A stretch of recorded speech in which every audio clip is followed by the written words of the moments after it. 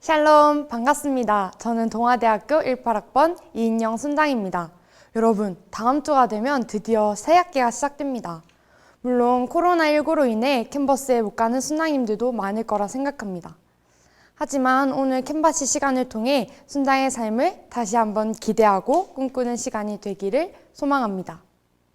처음 순당을 고민할 때 가정 상황이 힘들었기에 재정과 시간적인 부담이 컸습니다.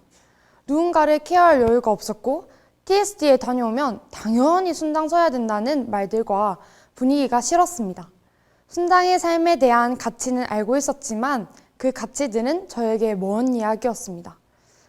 결국 저는 하나님께 솔직하게 기도하는 것이 답이라고 생각했고 그때부터 순당의 삶을 놓고 진지하게 기도했습니다. 상황과 환경은 답이 보이지 않았지만 인도하시는 하나님을 기대하는 마음을 주셨고 그렇게 순당의 삶을 결단하게 되었습니다. 작년 3월 드디어 첫 순당의 삶을 시작했습니다. 그러나 제가 기대했던 대로 되는 것은 단 하나도 없었습니다. 개강 후 캠퍼스 순당님으로부터 지금의 첫 번째 딸 연락처를 받게 되었습니다. 순원에게 연락하는 것은 처음이라 카톡 한 번 보내는데 20분이 걸리곤 했습니다. 이 예비 순원이 학교 동기가 다니는 교회 동생이었기에 만남이 순조롭게 잘 진행될 것 같은 무모한 믿음이 있었습니다. 하지만 2주가 지난 뒤 이 예비 순원은 학교 생활과 CEC 동아리를 겸해서 하는 것이 심적으로 부담이 되어 나가고 싶다는 장문의 카톡을 보내왔습니다. 저는 성격상 모든 것을 완벽하게 준비하고 진행하는 스타일인데 사실 10분이 간증을 준비하는데도 막대한 시간이 걸렸습니다. 생각대로 되지 않는 상황들을 마주하면서 많이 화가 나기도 했고 동시에 허무함을 느꼈습니다. 저의 부족함으로 인해 이런 일이 발생했다고 저 자신을 정죄하는 마음도 들었습니다.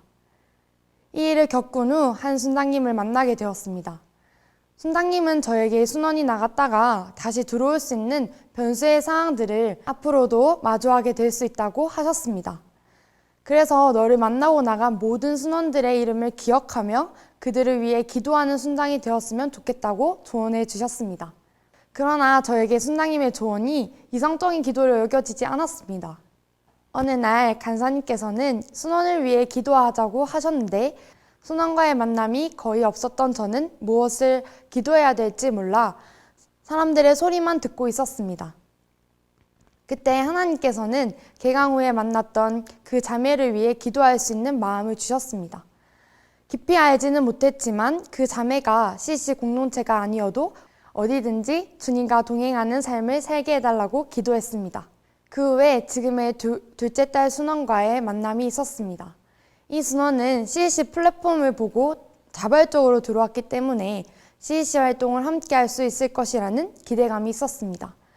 하지만 학과에서 이 순원이 인싸인지라 바쁜 삶으로 약속이 자주 취소되었습니다.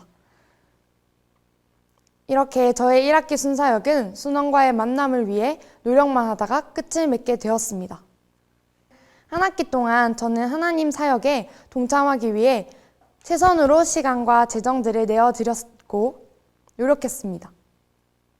하지만 하나님께서 저의 마음을 몰라주신 것 같아 서운함을 느꼈고 저 자신에게 실망도 했습니다. 그래서 이 다단계 같은 CEC 동아리도 나가고 싶었습니다. 그러던 어느 날 첫 번째 순원이 CEC 동아리에 다시 들어오고 싶다는 소식을 동기로부터 듣게 되었습니다. 저는 믿을 수가 없었습니다. 와, 이런 일을 안 할 때도 오다니 막 이런 생각을 하면서 저는 곧바로 그 순원에게 연락했습니다. 이 순원은 교회 단기 선교를 통해 동역자와 공동체의 귀함을 느꼈고 이 귀함을 CEC 공동체 안에서 누리고 싶다고 했습니다. 그렇게 저는 다시 만날 수 없다고 생각했던 순원과 2학기 때부터 순모임을 시작하게 되었습니다. 또한 두 번째 순원도 2학기 때부터는 칡플은 매번 참석하기는 어렵지만 순모임이라도 정기적으로 하고 싶다고 연락이 왔습니다. 첫 번째 순원은 낯을 많이 가리는 성향이라 처음에는 공동체 사람들과 함께 어울리는 것을 어려워했습니다. 그런데 공동체 사람들에게 사랑을 많이 받으며 닫힌 마음의 문이 조금씩 열리게 되었고 그들과 함께하는 시간을 소중하게 생각하게 되었다고 나누어 주었습니다. 두 번째 딸 순원은 팔로우업을 통해 숨기고 싶었던 죄들을 하나님께 진실되게 회개하는 것이 은혜임을 알게 되었고, 이전에 두려움과 죄책감에 쌓여있던 마음이 하나님이 주시는 감사와 기쁨으로 변하게 되었다고 나누어 주었습니다. 그리고 이 두 명의 순원은 얼마 전 TST에 다녀온 후 첫 순당님들처럼 기대하는 마음으로 순당의 삶을 결단하고 그 삶을 준비하고 있습니다. 지금 생각해보면 하나님은 한 학기 시간을 순사역에 집중시키기보다 저의 영적 상태를 점검하셨습니다. 하나님과 꾸준히 교제하는 삶을 습관화시켜 주시면서 저의 가치관과 생각이 하나님의 관점으로 조금씩 변화되게 해주셨습니다.